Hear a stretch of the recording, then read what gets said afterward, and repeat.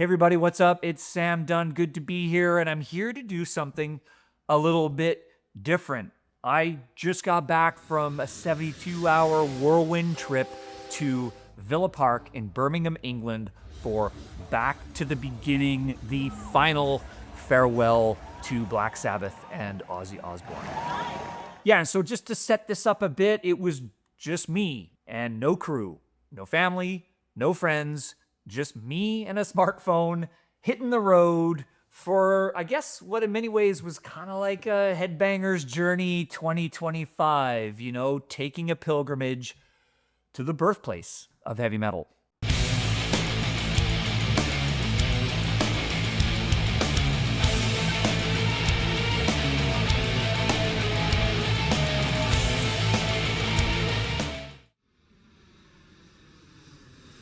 Here's the journey.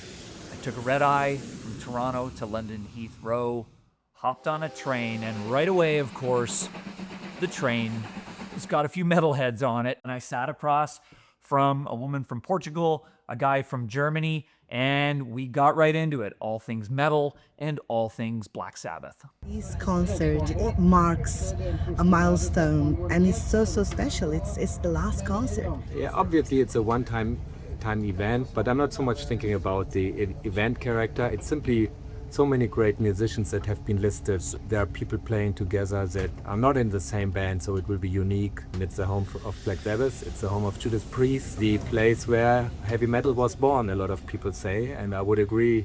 All right, so I rolled into Birmingham sort of mid-afternoon, and it was pretty apparent right from the get-go that Birmingham had kind of been transformed into like a mini outdoor Black Sabbath museum. There was the Black Sabbath mural in the center of the city where fans were gathering, taking photos, and right around the corner from my hotel, this is the Crown Pub, which was the very first place that Black Sabbath ever played. Right up there somewhere. Shut down now, but they've kind of turned it into a Black Sabbath shrine with all the photos and info. This is like literally where metal started.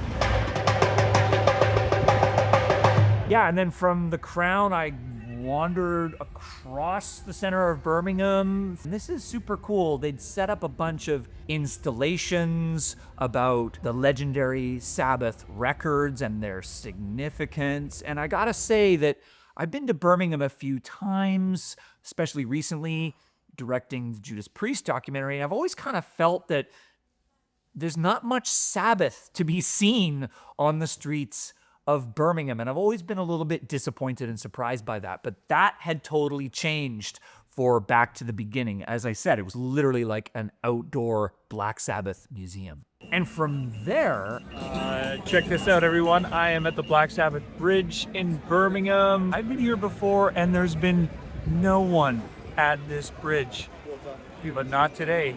Check this out.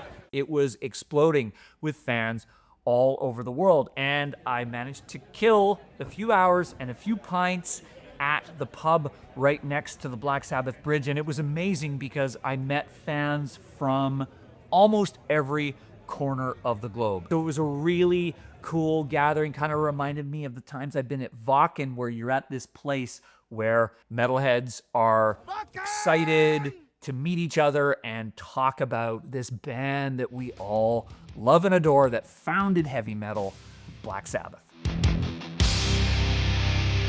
Next day of show, got on the shuttle, which took me and a busload of fans from the center of Birmingham to Villa Park. Now, I've been to Villa Park actually a few times, spent time in Birmingham. I'm a big soccer fan. That's a different story. But this time, of course, completely different. There are tons and tons of fans walking up towards the stadium. There are merch tents outside. People are lining up super early. Gates weren't opening until 11, but the lineups were already super long. But you're kind of getting that festival vibe, but different because it's at this historic stadium in Aston, which is the very neighborhood where all of the members of Black Sabbath grew up. And honestly, hanging outside the venue was a really cool experience because you just sort of soaking in that vibe of being with so many metalheads from around the world at this place that heavy metal actually started. But anyway, enough of that. Got into Villa Park, and I was one of the few lucky folks that was in the Golden Circle, which of course was the area closest to the stage. And at the crack of 1 o'clock, it started. One of my favorite bands, Mastodon, kicked it off with a couple of their own tracks and a Sabbath cover. And really, the day was like a well-oiled metal sprint because most of the initial bands played 15-minute sets. It was a revolving stage, so the turnover was super fast. It was very well run. Lamb of God kicked off an insane pit as usual. Gojira, Anthrax. It felt like it was going so fast, and then all of a sudden it was like, oh shit, the day's half over. A couple standouts for me was Lamb of God's take on Children of the Grave.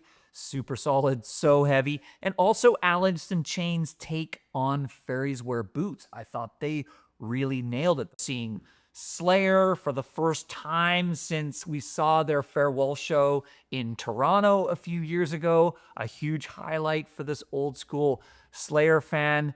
And then Metallica hit the stage. The sets were getting longer, and I was starting to feel like this day is going to actually end at some point, and I wasn't ready for it. I thought Metallica was super strong.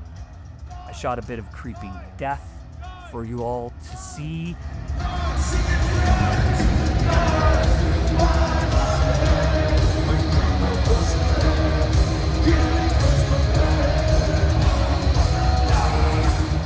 All right, we've reached the point where it's time for Ozzy and his solo band to take the stage, and it was fucking solid.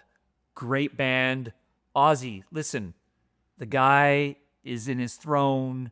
He's not a young man. He's battling Parkinson's and other health issues. We all know that. But I personally was really quite moved by the fact that he just fucking did it. And he delivered, and he sounded pretty damn good to me. He had a great band around him, and you could tell that he was genuinely appreciative of the love that he was getting from that audience.